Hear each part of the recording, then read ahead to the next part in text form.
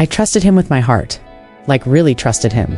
The kind of trust where you give someone the passcode to your phone, your location on 24/7s, and your soft spots the fears you don't even say out loud. I trusted him the way you trust someone who swears they'd never hurt you, looks you dead in the eyes and says, "I'm not like the others." Turns out he wasn't lying about that part. He was worse. At first, everything felt solid. He had that charm that made you feel chosen, not lucky chosen.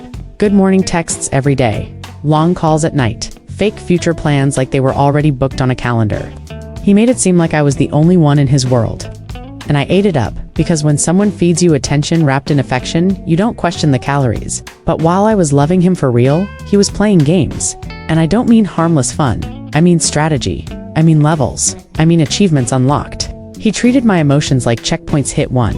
Move on, respawn somewhere else. Looking back, the signs were there, always are. The phone face down, the sudden bro texts at midnight, the way he'd go quiet when I asked simple questions, but every time my intuition whispered, he talked louder. He had excuses for everything, and they sounded believable because I wanted to believe them. He was a professional liar, smoothwithit.com, never raised his voice. That's how you know it's dangerous when someone can lie without emotion. He'd say things like, "Why would I ever risk losing you?" while actively risking losing me. Wild behavior. The crazy part, I wasn't even asking for much. Just honesty, just respect, just don't make me look stupid. But that was asking too much from someone who saw relationships like a multiplayer game. I was player 1 at home, but there were backups lined up in case I logged off. I remember the exact moment something snapped. We were sitting next to each other, same couch, same room, but he felt miles away. He was laughing at his phone, really laughing. And when I asked what was funny, he locked the screen and said, "Nothing, nothing." That word hits different when you know it's a lie. From that moment on, I started watching instead of talking, listening instead of reacting. I stopped confronting and started collecting, because when someone thinks you're clueless, they get sloppy, and he got real sloppy. He'd forget which lie he told me. One day he was with the boys, next day the same night magically turned into working late. Timelines didn't match, stories didn't line up. And the more I stayed quiet, the more confident he got. He thought he was winning. Meanwhile, my heart was breaking in silence, not loudly, not dramatically, just that slow, aching realization that the person you loved never existed the way you thought they did. That hurts more than being cheated on, because it makes you question your own judgment. I started asking myself, was any of it real? The laughs, the promises, the way he held my face and told me I was different? Or was I just another level he cleared before moving on to the next challenge? And here's the messed up part. He still expected loyalty, still expected me to ride for him, still wanted my support, my attention, my body, my energy. He wanted girlfriend benefits while acting single behind my back. That entitlement is crazy. I could have blown up, could have screamed, could have exposed him right then and there. But nah, I stayed calm, because I realized something important. People like him don't fear anger, they fear exposure. So I played my role, smiled, acted normal, loved him just enough to keep him comfortable. Let him think he was smarter, let him think I was blind. Meanwhile, every lie he told was another receipt, another nail. He didn't know I was watching patterns, didn't know I noticed how certain names disappeared when I walked in, didn't know I saw how his energy changed depending on who he was texting. He really thought he was controlling the game. What he didn't realize was I stopped playing to win his love. I started playing to end the game. The trust was gone completely. Once trust dies, love starts coughing, and I was done pretending I didn't see the smoke. My heart had already accepted the truth before my mind caught up. He wasn't confused. He wasn't going through something. He was intentional.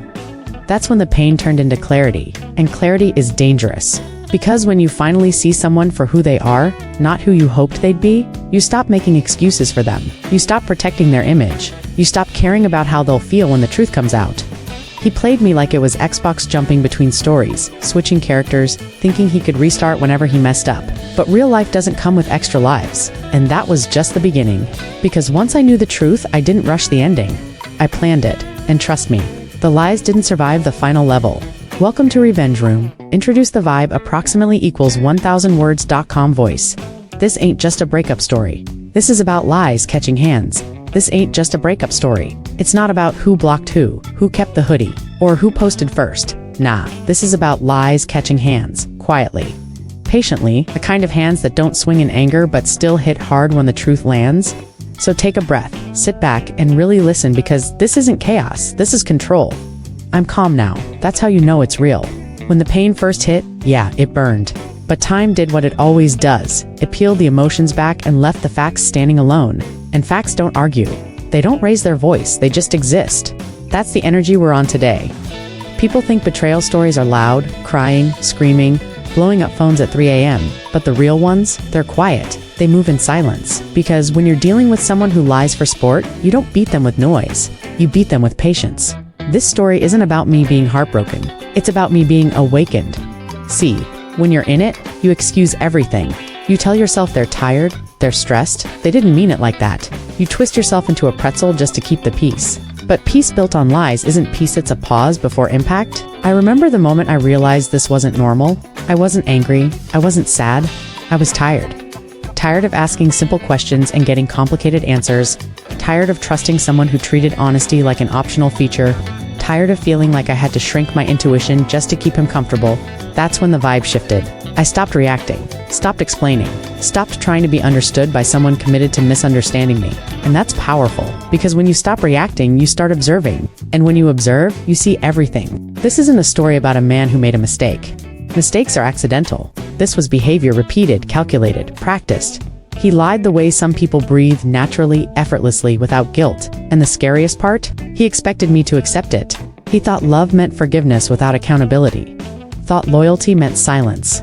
Thought I'd stay just because I cared, and maybe the old me would have. But growth changes the rules. So no, this isn't a breakup story. This is about boundaries being drawn in permanent ink. About realizing that love without respect is just manipulation, wearing a pretty face. About understanding that staying quiet to keep someone doesn't make you strong, it makes you available for more damage. I didn't need revenge in the dramatic sense. I didn't need to destroy him. I just needed the lies to stop breathing, and lies only survive in darkness. All I did was turn the lights on. Here's what people don't tell you. When someone lies to you consistently, they aren't just lying about their actions, they're lying about who they are. And once you see that, you can't unsee it. The image shatters, the illusion dies, and suddenly, you're not in love anymore. You're aware. Awareness changes everything. I didn't yell when I found out. Didn't throw accusations. Didn't beg for explanations. I listened. I let him talk. Let him stack lie on top of lie, thinking he was convincing me. Meanwhile, I was memorizing his patterns. The pauses, the deflections, the way his voice dropped when he wasn't sure which story he told last. Calm doesn't mean weak. Calm means prepared. This story is about accountability, showing up uninvited. About someone realizing too late that the person they underestimated was taking notes the whole time. It's about lies catching hands, not in public, not for attention, but in ways that actually matter. Because real consequences don't come with yelling.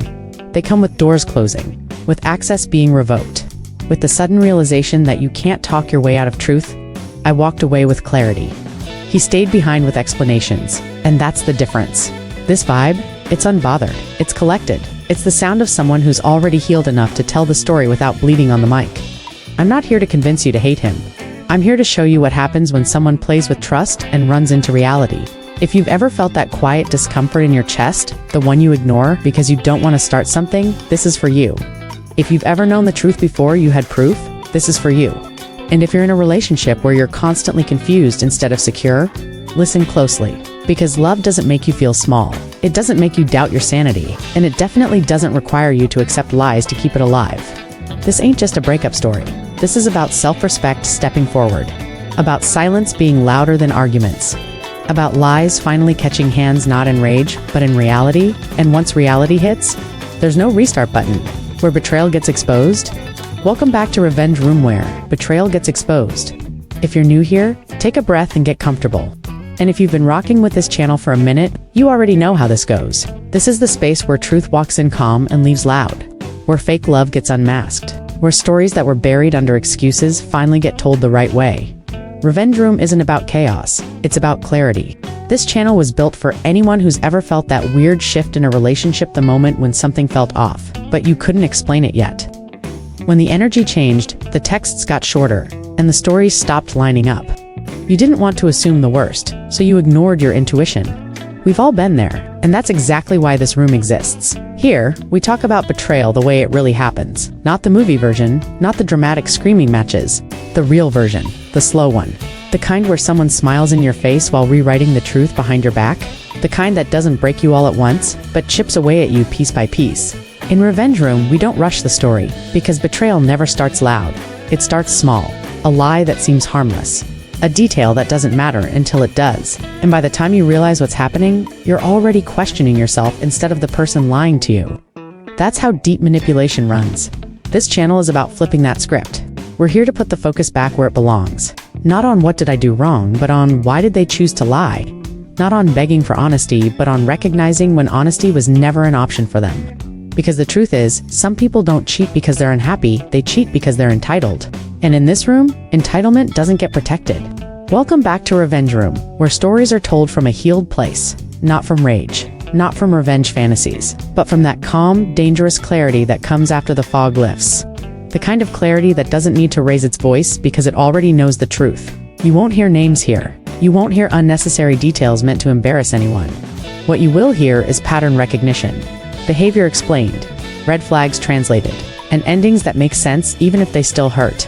This channel is for the people who stayed too long because they believed in potential. The ones who loved hard and ignored their own needs. The ones who gave second, third, and fourth chances because they were convinced loyalty would eventually be returned. Revenge Room is for you, because betrayal doesn't just hurt, it confuses. It makes you doubt your memory, your instincts, your worth. It makes you wonder if you imagined the signs or exaggerated the pain. And that's exactly why exposure matters. Not for revenge, for release. When something is exposed, it loses its power. That's the foundation of this space. We don't expose to destroy people. We expose to stop protecting lies.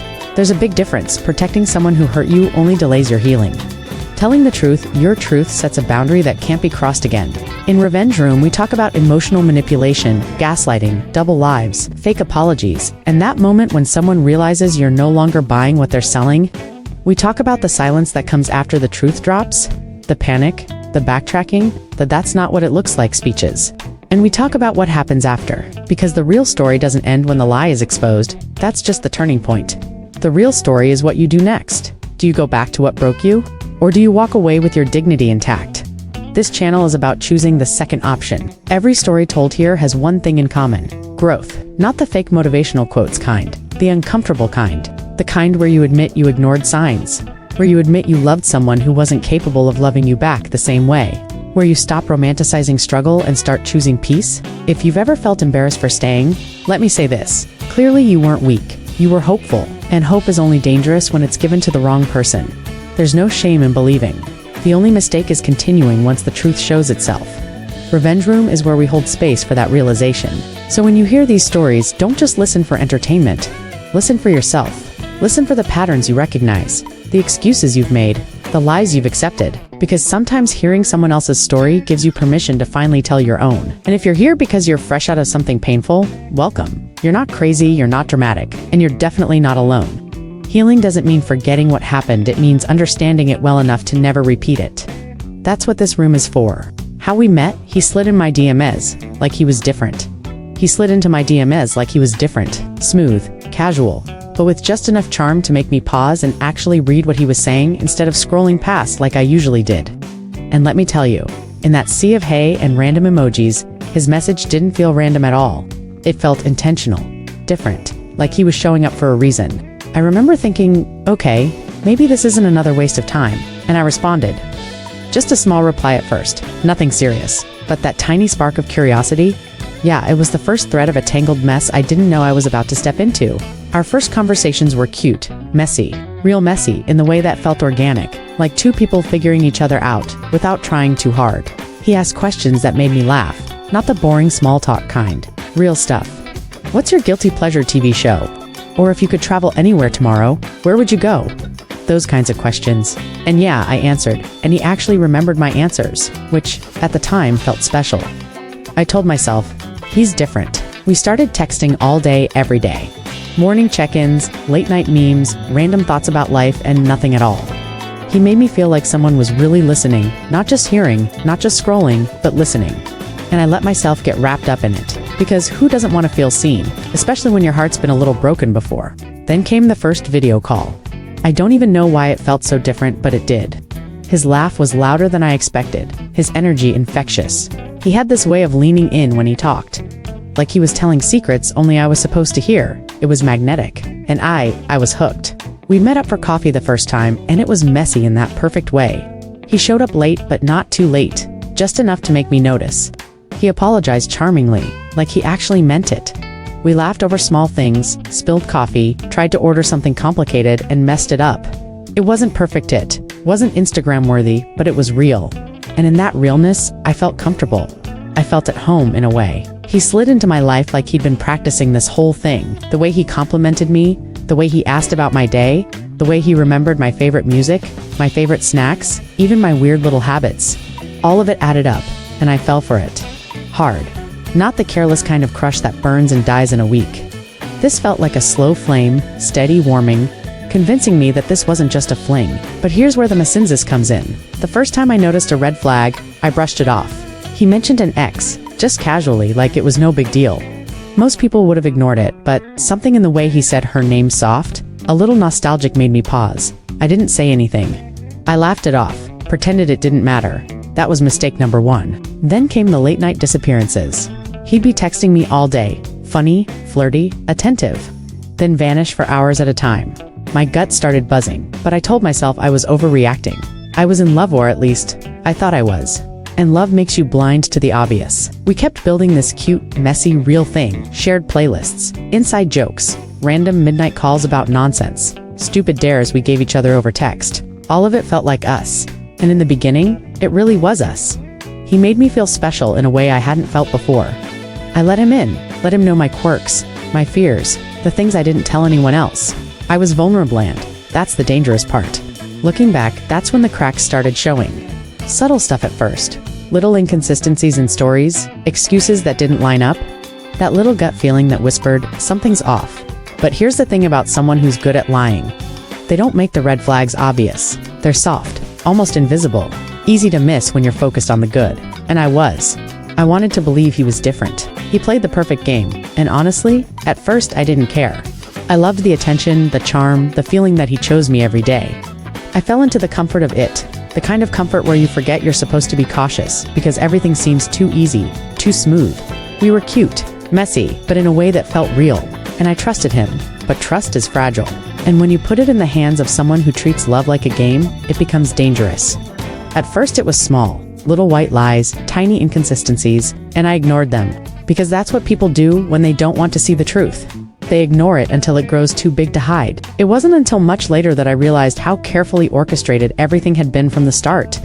Every compliment, every inside joke, every I'm different line, it was all a setup, a way to build trust so he could slowly test boundaries. And I walked right into it thinking I was meeting someone genuine. The messy part of meeting him wasn't the lies. It wasn't even the betrayal. It was how real he made everything feel. How he made me believe that love could be simple and safe, even when it wasn't. That's the part that stings the most. Because it wasn't fake, it was partially real. He knew exactly how to make me feel seen, how to make me laugh, how to make me care. By the time I realized he wasn't different at all, it was already too late. I was in it, invested, vulnerable. And that's the cruel genius of it. He got me to fall before showing his real hand. That's the kind of betrayal that leaves marks. Not scars you see, but scars you feel. Scars that make you question your judgment, your instincts, your entire definition of trust. Meeting him was like opening a gift with shiny wrapping, only to realize halfway through that the box is empty. You want to throw it out immediately, but part of you is still mesmerized by how beautiful it looked. That's the chaos. That's the messy in our story. But here's the truth. I survived it. I recognized it. And I learned. And now, telling this story in Revenge Room, I want you to see it too, the way someone can slide in like they're different, like they're real, like they're worth trusting. And how quickly that can change if you're not paying attention. Because sometimes the sweetest beginnings hide the bitterest endings. And sometimes the person who seems different is just the best liar you've ever met. He slid into my DMs like he was different, and I fell for it. And that's where the story begins. Early red flags, late replies, phone on DND, fake excuses at first. Everything felt perfect, like a rom-com version of reality. But the cracks started showing early. You know how it is, small things that seem harmless until they pile up. For me, it started with the texting. He'd be all in for a day or two, replying immediately, sending memes, good morning messages, flirty little texts. I'd feel seen, appreciated, wanted. Then suddenly, radio silence. Not a one-off, not a busy day or I forgot. Real silence. Hours passing without a word. And when I finally got a reply, it was casual, like nothing happened. Hey, sorry, got caught up. That excuse works once, twice.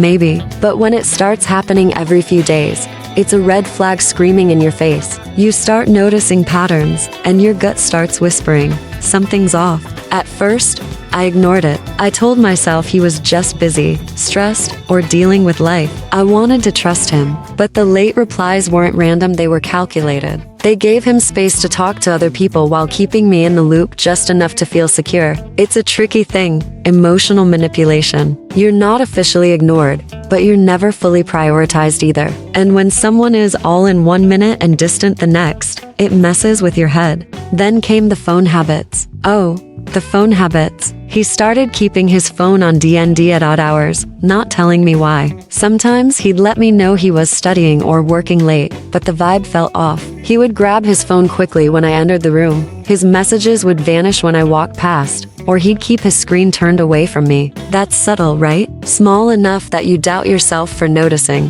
But my gut, it never lied. There's something about noticing patterns that feels like power. I wasn't freaking out, yet I was observing. And what I observed wasn't love. It wasn't trust. It was secrecy. And secrecy in a relationship isn't cute. It's a warning. The fake excuses were the cherry on top. Every late reply, every DND session, every disappearing act had an explanation. And every explanation sounded legit. At first, my phone died. I fell asleep. I had a family emergency. I was stuck at work, and I bought it again and again. Because when you're in love, you want to believe the person you chose is honest. You twist reality to fit the story you want to hear. But when you see enough of these emergencies stacking up, the pattern becomes undeniable. The excuses start repeating themselves. The same lines, slightly different versions, delivered with the same tone that's meant to disarm suspicion. That's when it clicks, you're not imagining it. Something is wrong. And the worst part, you start feeling guilty for even thinking it. Maybe I'm being paranoid, you tell yourself. Maybe I'm overreacting. But deep down, your gut knows better. Here's the thing about early red flags, they're easy to ignore when you're caught up in feelings. You focus on the good, the charming, the cute, the fun, because love makes you selective. You convince yourself the bad stuff is temporary, a phase, not real. That's exactly what he was counting on. He knew I'd overlook these tiny betrayals because I wanted to believe he was different. And he wasn't subtle.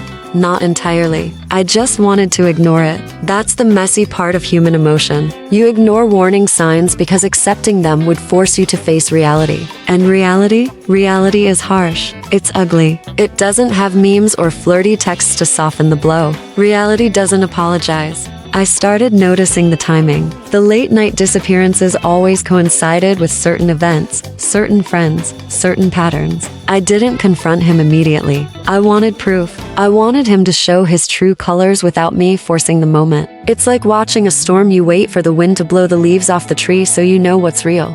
And when the lies became clearer, that's when it hit me.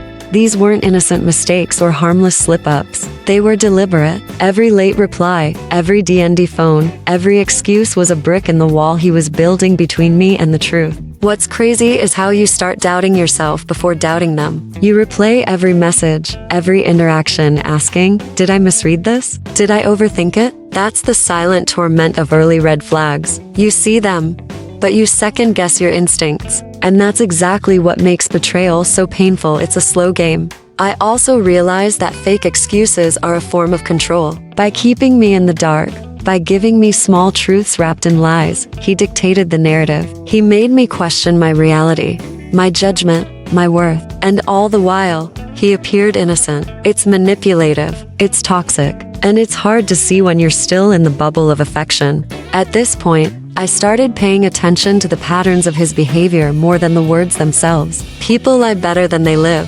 Actions rarely lie. And his actions screamed manipulation. I noticed who he prioritized, how he spoke to me versus others, how he vanished when accountability was needed. The red flags weren't subtle, they were glaring if I chose to see them. Here's the kicker. Despite all of it, I didn't react immediately. I didn't blow up. I didn't confront him like I wanted to, because part of me was curious. Part of me wanted to see how far he would go, how bold he would be, how sloppy, because manipulative people always leave traces, and I wasn't about to miss them.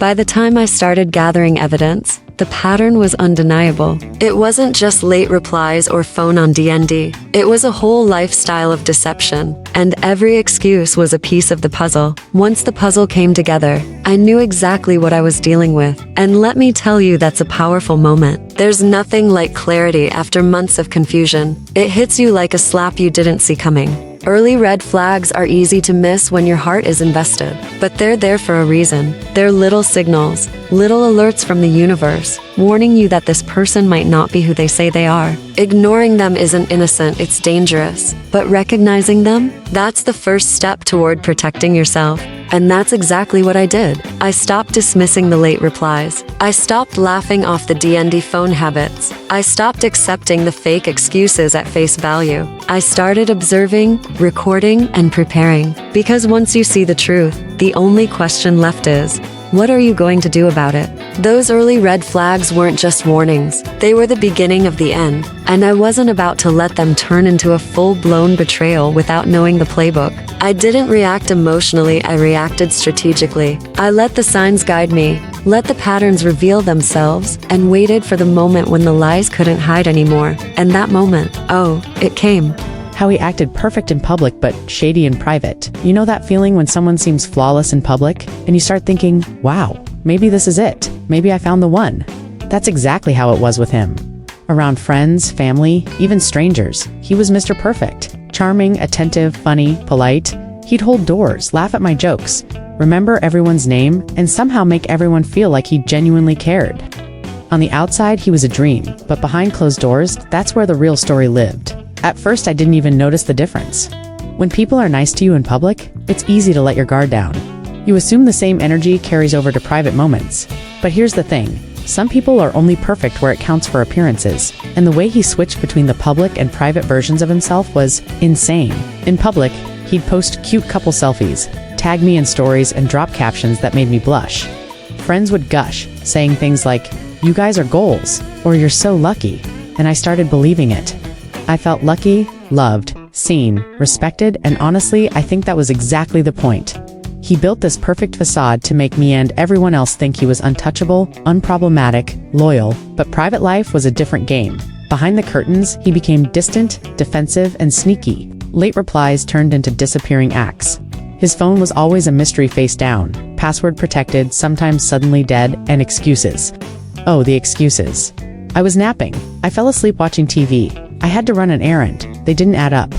And the more I tried to reconcile the two versions, the public, perfect him, and the private, shady him, the more my gut screamed, something's wrong. The energy was off in ways that are hard to explain. In public, he made you feel special, like your love story was a highlight reel. In private, you questioned your worth. You wondered why he wouldn't answer your texts for hours, why he seemed distracted, why he looked at his phone a certain way, and the weird part, he was charming enough to convince me that I was overthinking it, that I was being insecure, that maybe I just didn't trust him enough. Classic gaslighting. He was skilled, too skilled. And that's what makes someone like that dangerous. They can make you doubt yourself while still making everyone else believe they're a saint. He had this way of acting shocked when I questioned things like, "Me? Do something shady? You're crazy." Meanwhile, I was sitting there with pieces of the puzzle, slowly realizing how carefully he managed both worlds. Social events were the worst for this illusion. He'd walk in, holding my hand, whispering sweet nothings, laughing at my jokes, introducing me as my girl in front of everyone. On the outside, it looked like love, commitment, and loyalty. But then we'd leave. The charm would vanish. I'd notice the eye rolls at my questions, the sighs when I asked him to explain his day, the irritation at my curiosity. Even the simplest things revealed the truth. He'd dodge phone calls when I wasn't around, suddenly have plans that he never mentioned before, or create stories about where he'd been that didn't make sense. And the wildest part? In public, he continued to act like nothing was wrong.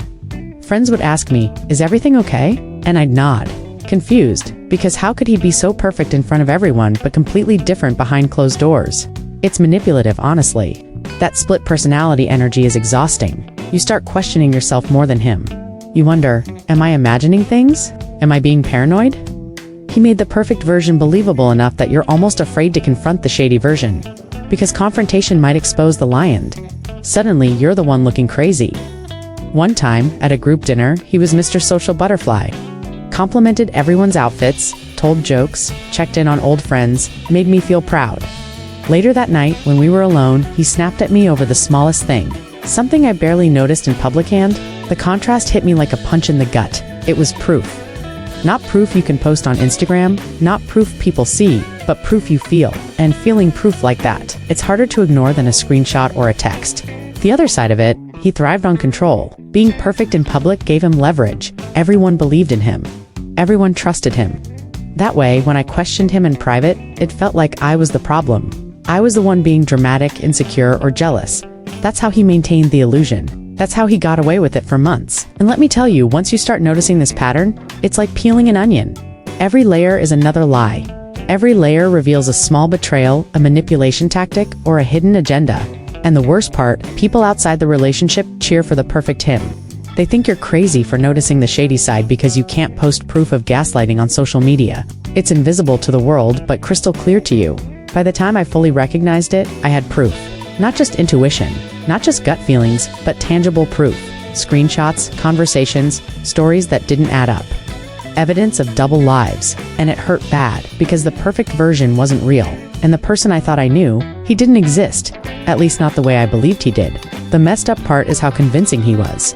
He was so good in public that even people I trusted would defend him. No way he'd do that, friends would say.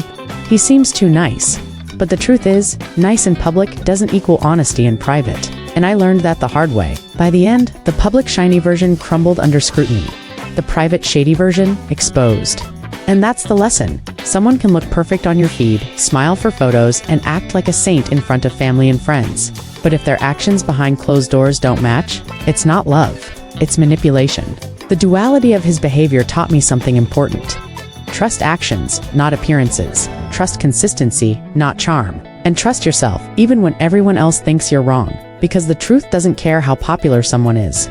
The truth doesn't care how smooth they are in public. It shows up eventually, and when it does, it hits harder than any social media post ever could. He acted perfect in public, but shady in private. And that's the type of betrayal that cuts the deepest. It's quiet. It's deceptive. It's the kind you can't easily explain to anyone who didn't see both sides, but you. You see it, you feel it, and when you finally accept it, that's when you gain power. Because the moment you recognize someone's true colors, you stop defending the illusion. You stop making excuses for them. And you start preparing for the next step, the step where lies finally meet consequences. And that's exactly what happened with me. Me ignoring my gut, I wanted love. Not drama, I ignored my gut. Plain and simple. And let me tell you, that's a dangerous place to be.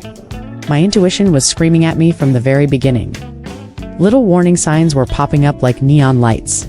Late replies, vague excuses, secretive phone habits, sudden disappearances. My mind saw the red flags. My heart felt the unease, but my soul. I chose to ignore it. Why? Because I wanted love, not drama. And isn't that the truth for most of us? We want love to feel safe. We want it to feel like home. We want someone who will hold our hand during the storms, laugh with us during the good times, and show up consistently no matter what. Not someone who's going to keep us guessing, ghosting, and apologizing for things that shouldn't even be an issue. But here's the tricky part. When someone seems perfect in public, charming in private, and just the right amount of attentive, you convince yourself that the gut feelings are paranoia. You rationalize. You make excuses. He's just busy. He had a rough day. Maybe I'm overreacting. That's exactly what I did. Every single time. Every late reply became a story I told myself. Oh, he's probably caught up at work. It's fine. Every time his phone was mysteriously on D&D, I shrugged it off. Maybe he's focusing on something important. I shouldn't bug him. Every time his excuses didn't fully add up, I swallowed my suspicion with a gulp of hope. He's just stressed. He's not a bad person. I wanted love more than I wanted truth. And that's the problem. When you prioritize love over truth, you give people permission to manipulate you. You give them room to grow comfortable in their lives. You give them power over your peace of mind without even realizing it. It wasn't that I was naive, I knew deep down that something felt off. But love, the kind I wanted, felt like it required patience, forgiveness, and trust. And I convinced myself that patience would fix things. That if I loved him enough, or waited long enough, the messy, shady behavior would smooth out. Spoiler alert, it doesn't. I remember sitting alone in my room one night, scrolling through our conversations and feeling this weird tension in my chest. My gut was buzzing, telling me I was being played. My head was cataloging every inconsistency. But I paused, took a deep breath, and whispered to myself, I just want love. I don't want drama. And that line became my mantra. I ignored the gut feelings, the whispering doubts, the subtle alarm bells. I wanted love so badly that I rationalized away every warning sign. I wanted romance, consistency, care, affection, so I allowed his behavior to slide. The drama was there though. It was quiet, sneaky, and pervasive. Every disappearing act, every sorry I forgot to reply, every excuse that didn't fully make sense, it was all drama disguised as normal life. And by ignoring my gut, I let the drama continue unchecked. I wanted love, so I tolerated things I shouldn't have. Little things at first. A small lie here, a vague answer there. A canceled plan that I didn't question too hard. Then bigger things. Secretive phone habits, shady interactions with other people, inconsistent stories. And with every ignored gut feeling, the stakes got higher. It's wild how much energy you spend defending someone else's behavior when you're ignoring your gut. I would sit with myself thinking, maybe I'm overthinking, maybe he's really busy. Maybe he really didn't mean it. And then I'd rationalize it for hours, convincing myself that I was strong and loving for being understanding. Meanwhile, the truth was right in front of me and I kept brushing it off. Ignoring my gut also made me question my own instincts. That's the sneaky part about this kind of betrayal. You start doubting yourself, thinking you're dramatic, insecure, or irrational. Your gut knows the truth, but when you suppress it for the sake of love, it feels like you're losing your mind. That's the emotional toll of prioritizing desire over reality. And it wasn't just emotional, it was mental. I replayed conversations, checked timelines, tried to make sense of things that didn't make sense. I turned into my own detective, cataloging inconsistencies, yet still convincing myself to wait, to be patient, to ignore the signs. That's how good manipulators are. They make you question your instincts while you're still falling for them. I wanted love so badly that I ignored the very signals meant to protect me. My gut was a flashing red light and I treated it like a yellow. I slowed down, I hesitated, but I didn't stop. I wanted love, not drama. And so I let the drama slide, thinking it was a temporary storm, not the hurricane it was about to become. There were moments when my gut screamed louder. Little arguments that shouldn't have happened. Moments when he became defensive over nothing. Times when his stories didn't match reality. Times when I caught glimpses of him being shady. But then he would turn on the charm and the red flags faded for a moment. And in those moments, I chose to trust the charm, not the warning signs. I ignored my gut because I believed in the fantasy, the version of him that existed in public. The version he wanted me to see. The version I wanted to exist. That's the dangerous thing about desire. It clouds judgment. It convinces you that the signs aren't signs, that the whispers of doubt are paranoia, that the drama is just life and not a pattern. Looking back now, it's clear. Ignoring my gut was a mistake. But at the time, it felt like bravery. It felt like love. It felt like patience. But the truth? The truth is that ignoring your instincts for the sake of love is letting someone else's manipulation win. And manipulation thrives in silence and tolerance. By the time I stopped ignoring my gut, I realized the pattern was unmistakable. The late replies, the D&D phone, the fake excuses, all part of a strategy to keep me off balance, and me ignoring my gut, that strategy worked. It gave him months of control while I stayed patient, loving, and hopeful. The lesson: don't ignore your gut. Love isn't supposed to feel like confusion, anxiety, or constant second-guessing. True love doesn't require you to rationalize someone's shady behavior. True love doesn't require patience when the signs are clear. And true love doesn't ask you to sacrifice your instincts for a fantasy. I wanted love, not drama. And by ignoring my gut, I got both. Drama disguised as love, lessons disguised as betrayal, pain disguised as hope. And while it hurt, it also taught me something invaluable. Trust yourself first, always. Your instincts are the first line of defense. Your heart can be kind and forgiving, but your gut doesn't lie. Ignoring my gut was my first mistake in this story. It's the chapter where hope blinds you, where desire overrides caution, where you fall for someone not because they're perfect, but because you want them to be. But here's the upside. Once you stop ignoring your gut, once you start listening, you reclaim your power. And that's exactly what I did next. First lie caught small. Dumb, unnecessary, the first lie.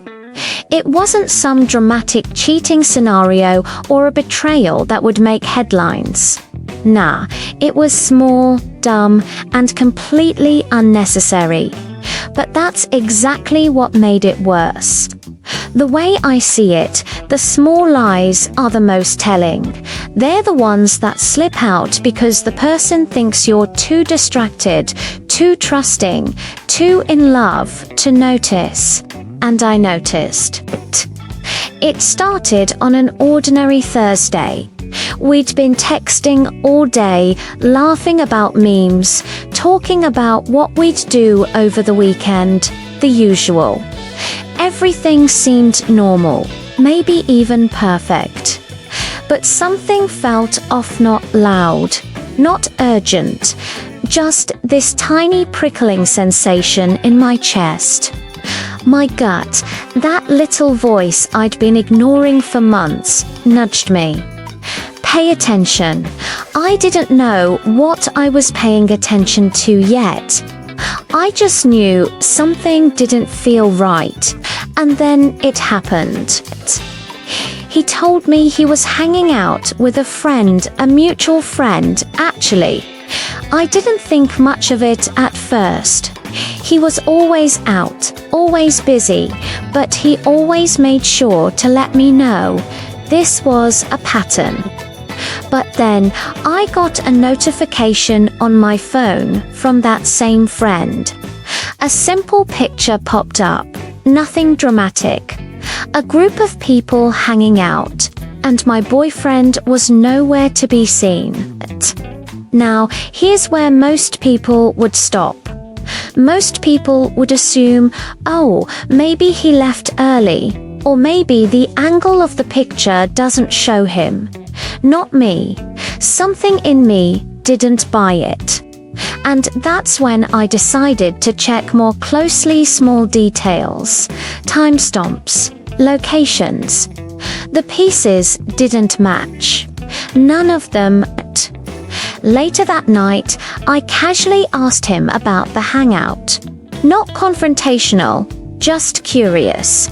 And here's where the small, dumb, unnecessary lie came out. He said, "Oh, yeah, I went earlier and left. Just didn't want to bother anyone." The explanation didn't add up. He knew I'd checked the picture. He knew I could cross-reference the timestamp, and yet he still went ahead with it. That's what made it so dumb. It wasn't even a lie that could fool anyone except maybe someone who wanted to be fooled. At that moment, I felt two things. One, betrayal, that little spark of anger and disappointment that hits when you realize someone you trusted isn't being truthful. And two, clarity. Because lies, no matter how small, are windows into someone's character, and his character was showing. What made this first lie worse wasn't just that it happened, it was the pattern it revealed. Small lies like this are practice. They're rehearsal for bigger lies. They test your boundaries, your patience, and your trust. And if you ignore them, you're essentially giving permission for escalation. That's why I didn't ignore it. I took note, I remembered, and I started keeping track. The dumbness of the lie also burned me. Because here's the thing, if you're going to lie, at least make it believable. Don't leave clues for me to catch. Don't be sloppy. But he didn't care about that. He didn't even try. And that overconfidence is what eventually made him crash.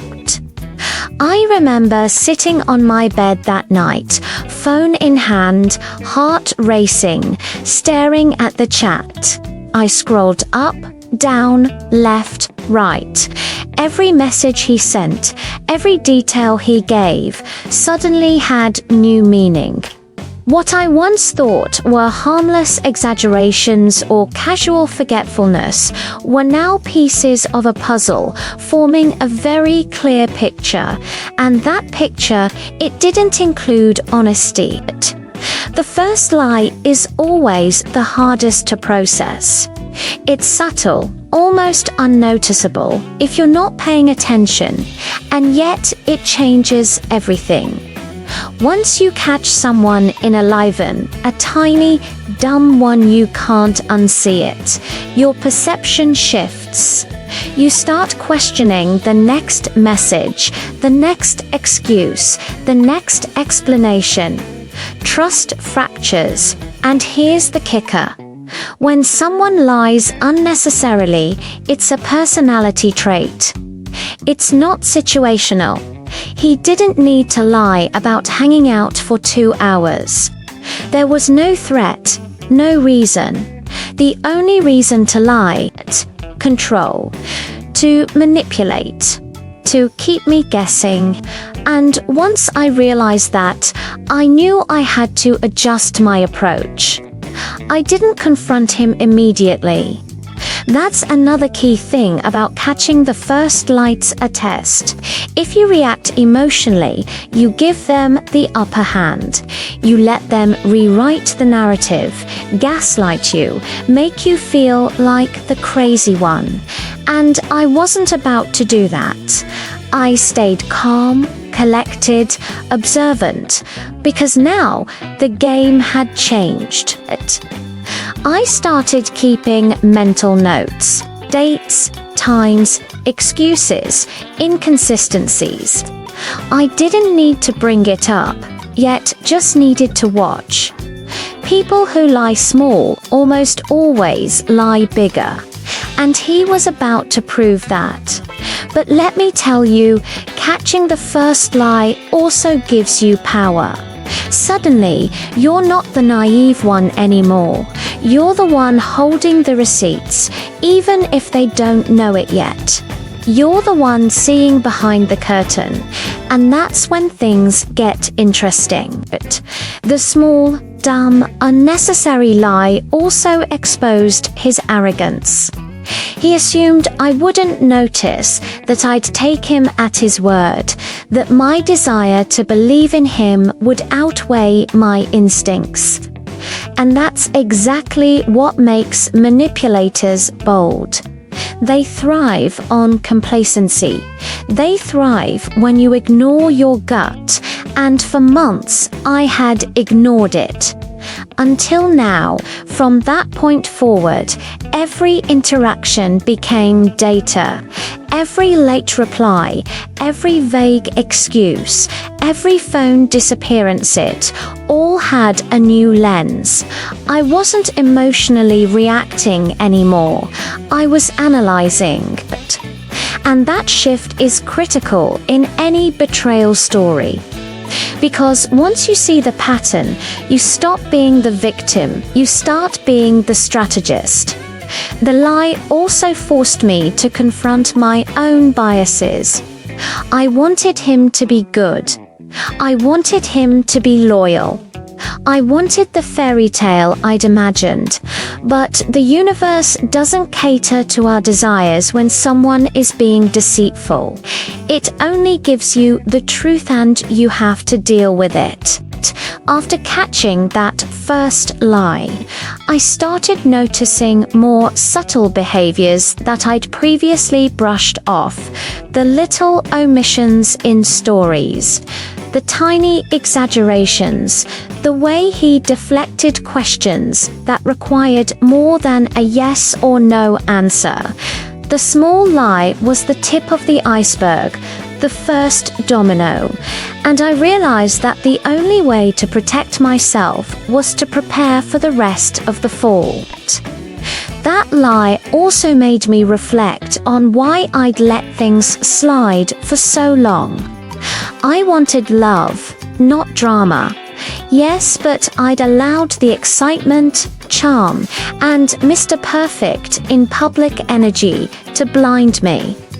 I'd ignored red flags, justified inconsistencies, and overlooked small betrayals. And the first lie was proof that ignoring my gut had consequences. I also realized something else: people who lie unnecessarily don't respect your intelligence.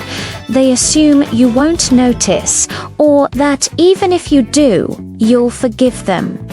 And that arrogance, that's what makes them predictable. Once you see the pattern, once you catch them in a small lie, the bigger lies are easier to predict, easier to catch, and ultimately easier to use against them if you play your cards right. The first lie wasn't just a lie, it was a wake-up call. It told me this is who he really is. Not the guy you saw in public. Not the guy who charmed you with words. The guy behind closed doors is someone who lies unnecessarily, and lies will only get worse. And sure enough, as the story unfolded, that's exactly what happened. Small lies became bigger lies. Little inconsistencies became full-blown deceptions. And the person I thought I knew, he wasn't the guy I thought he was at all. But it all started with that first dumb, unnecessary lie. That tiny spark of dishonesty that could have been ignored but wasn't. And because I didn't ignore it, the story eventually took a turn I didn't regret. That first lie taught me about vigilance, about trusting instincts, about the importance of noticing and remembering the small things because they often reveal the biggest truths. And most importantly, it taught me about power, how catching someone in a lie gives you leverage, clarity, and control. Not revenge yet, not confrontation yet, but knowledge. Knowledge is power, and power is freedom. Because once you see the first lie for what it is, you can't unsee it. And from that moment on, every interaction, every conversation, every text message becomes a part of a larger map. And once you have the map, you start planning. And planning is where real control begins. So yes, the first lie was small, dumb, and unnecessary. But it was also everything. The first domino, the spark that lit the chain reaction. The moment that transformed my naivety into clarity. And that's exactly why I remember it so vividly and why it still burns in my memory. His gaslighting phase, you trippin'? You crazy. You overthinking. The gaslighting started small, subtle, almost invisible if you weren't paying attention. At first, it was little comments meant to make me second-guess myself. You're overthinking, you're trippin'. I didn't do anything. I laughed them off at first. Who doesn't excuse a little sass when they're in love? But the thing about gaslighting is it's not about a single comment. It's about a pattern, a slow drip that messes with your mind until you don't even trust your own thoughts anymore. It didn't happen overnight. It was gradual, like a fog rolling in. One day, I'd notice he was acting shady again, disappearing for hours, being vague, or dodging questions. And when I confronted him, he'd turn it around on me. Suddenly, I was the problem. You're overthinking, girl. Calm down, you trippin'. I didn't do anything wrong. Why are you always looking for drama? At first, I wanted to believe him. I wanted to trust that I was the one being sensitive. Love makes you rationalize things you shouldn't. It makes you forgive little lies, little slips, little excuses. And I forgave because I wanted love, not chaos, not betrayal. And here's the kicker. That's exactly what gaslighters rely on. They know you want the best version of the relationship, so they manipulate your need for love. I started noticing myself questioning everything. My memory of events, my instincts, my gut. Things I would have noticed instantly before now became blurred. Had he really said that? Did I misread the message? Was I just paranoid? That's the beauty and horror of gaslighting. It shakes your foundation so subtly that you don't even realize it's happening. I remember one night, something minor happened. He was supposed to be texting me, but he vanished for hours. When I finally called him, he answered casually, like nothing happened. I asked, "Where were you?" And he said, "I told you, I was busy." Why are you tripping? You act like I'm cheating or something. And me, exhausted and hoping to avoid confrontation, found myself apologizing. Yeah, sorry, I guess I was overthinking. That's the manipulation in action. The victim starts apologizing to the abuser. Gaslighting isn't just about lies, it's about controlling perception, making you doubt your own reality, making you feel like you're the one spiraling when, in fact, the other person is deliberately creating the chaos. And he was a master at it. Subtle deflection, casual charm, fake confusion, all tools to make me question my own judgment while he continued doing whatever he wanted. It got worse over time.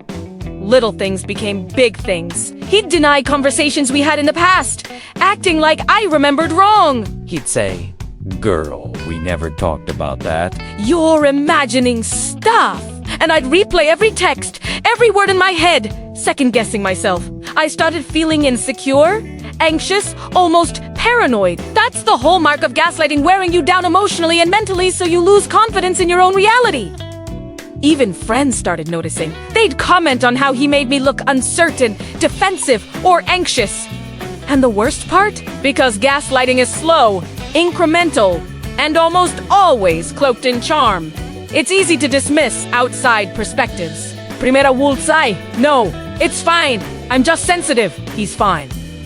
Friends would shake their heads, but I defended him. I defended him because I wanted him to be real, genuine, and loving. I wanted the perfect guy I met in the DMAs, the charming guy everyone saw in public. The gaslighting phase also came with emotional whiplash. One moment, he'd be all charmed, sweet texts, caring, apologizing for making me feel crazy.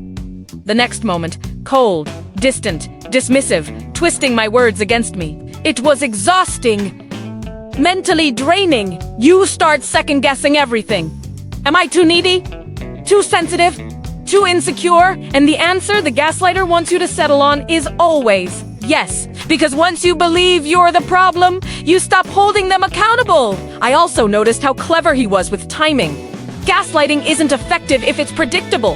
He would choose moments when I was tired, stressed, or emotionally vulnerable to drop a casual comment that undermined me. A text after a long day, a comment in passing, a tone in conversation small but calculated. It made me feel like I was losing control of my emotions, my perceptions, and even my own voice. And here's the kicker.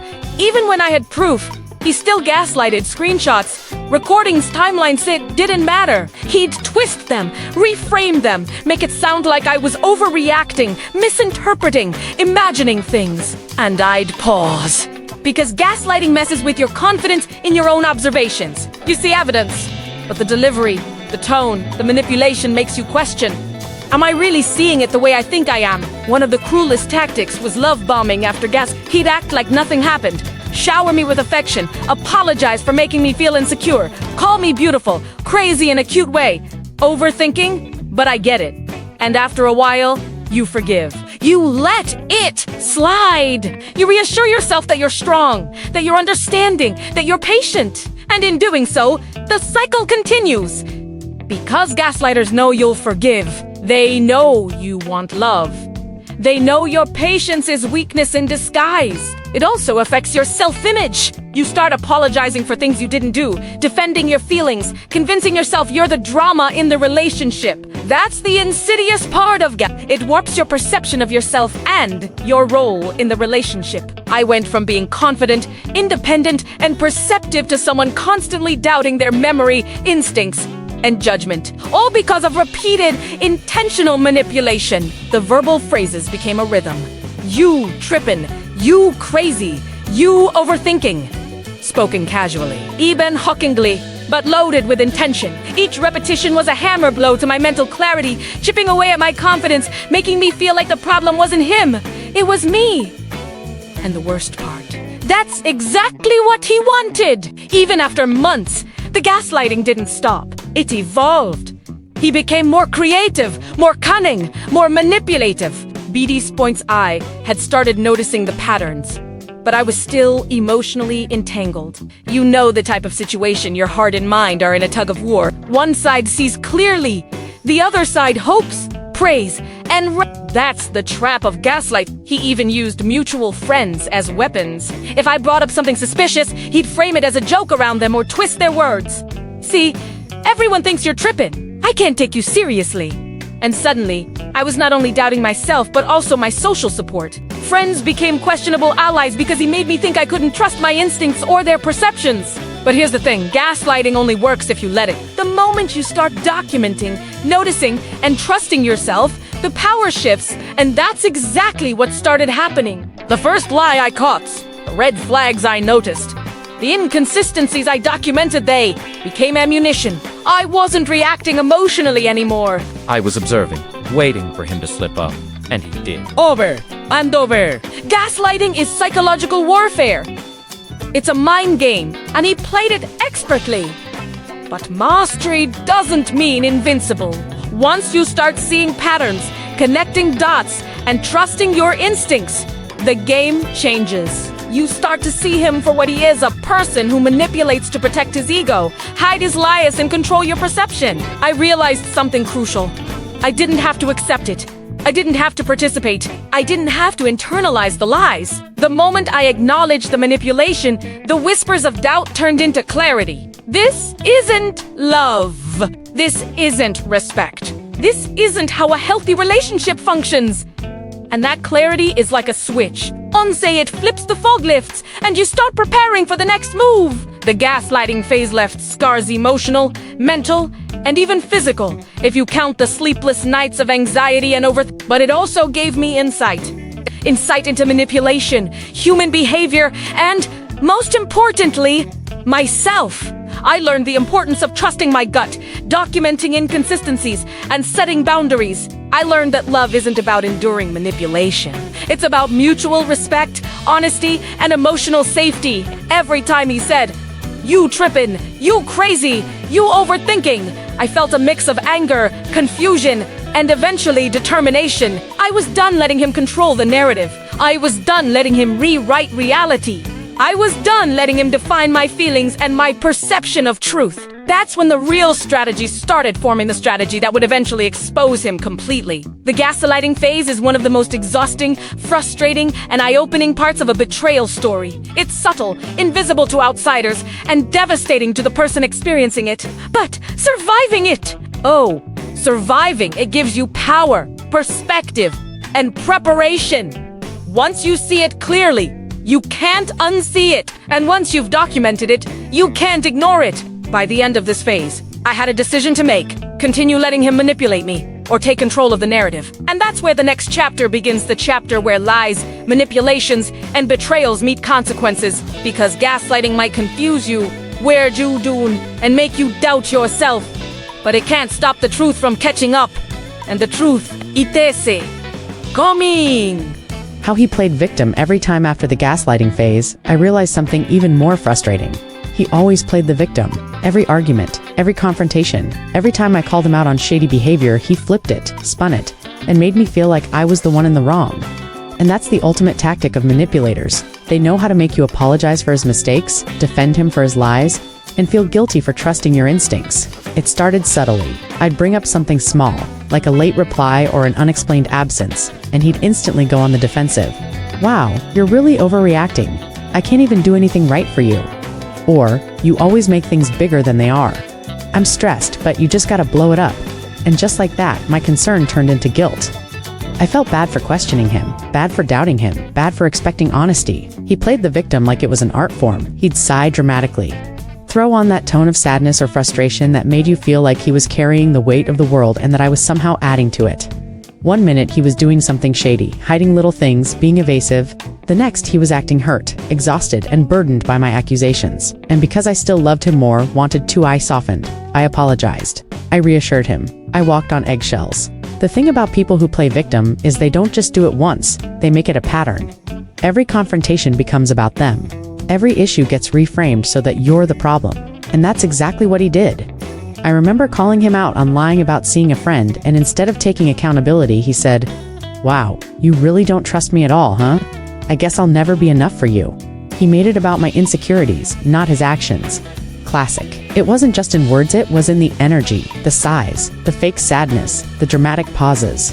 Even mutual friends would start thinking, "Wow, she's really being harsh." And me, I'd start questioning myself again. Am I too harsh? Am I being unreasonable? Maybe I'm the problem. That's the insidiousness of the victim act. It messes with your perspective, your confidence, and your ability to set boundaries. And the crazy part? He could be caught red-handed. Screenshots, timestamps, the work sand, still spin it. One time, I confronted him with proof of him lying about texting someone else. And what did he do? He doubled down on playing victim. You don't even know how stressed I am. You're making me feel terrible for no reason. I'm just trying to survive here. He painted himself as a martyr, and me as the villain, even though the facts were crystal clear. Playing victim also let him control the narrative with friends and family. He'd casually tell them a version of events that made me look dramatic, insecure, or overreacting. And because he was charming in public, most people believed him. I had to deal not only with his lies, but also with the ripple effects, friends questioning me, people subtly taking his side, and me feeling isolated. He made it seem like he was the one being wronged in every situation. This tactic also worked emotionally. Every time I got upset or disappointed, he'd twist it into guilt. Suddenly, I wasn't expressing legitimate feelings, I was attacking him. Suddenly, he was fragile, wounded, and in need of reassurance. And me, I'd comfort him because love makes you compassionate, because hope makes you believe people can change. Because when you've invested so much, you give people too many chances. But here's the lesson I learned painfully. People who constantly play victim rarely change. They thrive on blame shifting. They feed on emotional leverage.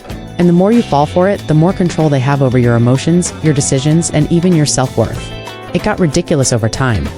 He'd do something shady, ignore me for hours, lie about a friend, get defensive, and when I reacted, suddenly he was the one crying, the one hurt, the one misunderstood. I can't believe you'd treat me like this after everything I do for you. And I'd pause, confused, exhausted, and frustrated. Because how do you respond to someone who is both the perpetrator and the victim at the same time? He even started predicting my reactions. He knew how to push my buttons just enough to make me react, then play victim like my reaction was the real issue. Late night texts left unread, fake appointments, sudden disappearances. It was all a setup. And each time I fell for it because I still wanted to believe in the love we had, the charm he showed in public, and the man I thought I knew. And yes, playing victim has another layer. It manipulates your empathy. You don't want to hurt someone you love. You want to make them feel safe, comforted, understood. And he used that. Every sigh, every I feel attacked, every subtle accusation of unfairness pulled me in, softened my stance, and made me tolerate behavior I would have otherwise called out. Eventually, I realized a pattern. Every time he did something wrong, there was a staged emotional reaction to make me question my judgment. Every time I tried to hold him accountable, he turned it around and made me feel guilty. And every time I fell for it, he reinforced the cycle. Victim, perpetrator, repeat. And it was exhausting, emotionally draining, and soul. I also noticed how this tactic isolates you. When you're constantly apologizing for someone else's behavior, doubting your instincts, and feeling like you're always in the wrong, you start pulling away from friends and family. You start second-guessing the people who care about you. And that's exactly what he wanted. Isolation makes you dependent, easier to manipulate, and less likely to see the pattern clearly. But here's the turning point. The moment I caught on, the moment I realized that the victim act wasn't remorse, it was strategy. The moment I understood that my feelings, my trust, and my sanity weren't his priority, he was always manipulating the situation to make himself look like the injured party while keeping me off balance. That's when the patience, the observation, and the documentation started to pay off. Once I identified the pattern, the power shifted. No longer was I reacting emotionally to his victim act. No longer was I apologizing for his mistakes. No longer was I internalizing his manipulations. I saw the strategy for what it was. And recognizing it is one of the most liberating moments in a betrayal story. Because once you see the puppet strings, you stop dancing. He played victim every time, but I stopped feeding the narrative.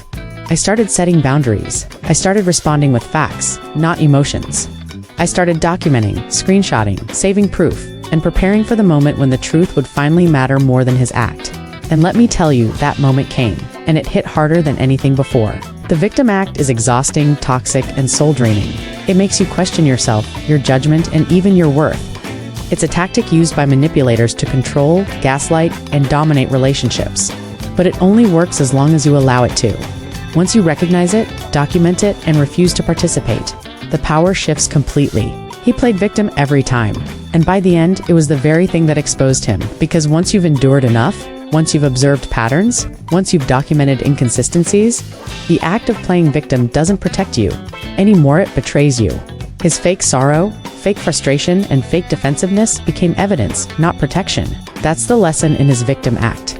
Manipulators can charm, lie, and gaslight, but the truth always surfaces. And when you're prepared, aware, and armed with proof, the game ends and karma has a way of catching up.